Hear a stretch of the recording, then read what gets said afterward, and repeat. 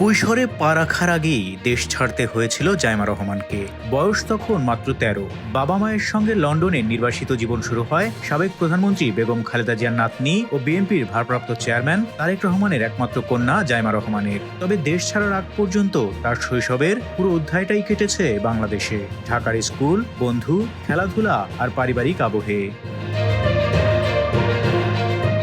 ঢাকার বসুন্ধরা আবাসিক এলাকার ইন্টারন্যাশনাল স্কুল ঢাকায় প্রাথমিক শিক্ষা নেন জাইমা। পড়াশোনার পাশাপাশি খেলাধুলাতেও ছিলেন সক্রিয়। স্কুল ফুটবল দলের গোলকিপার হিসেবে গুরুত্বপূর্ণ দায়িত্ব সামলেছেন, অর্জন করেছেন মেডেলও।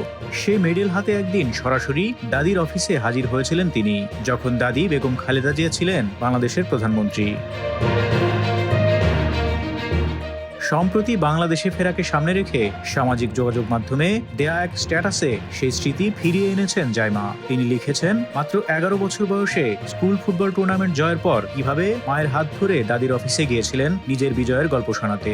জাইমার ভাষ্য অনুযায়ী দাদি অত্যন্ত মনোযোগ দিয়ে নাতনির গল্প শুনেছিলেন এবং পরে গর্বভরে সেই গল্প অন্যদের কাছেও বলতেন।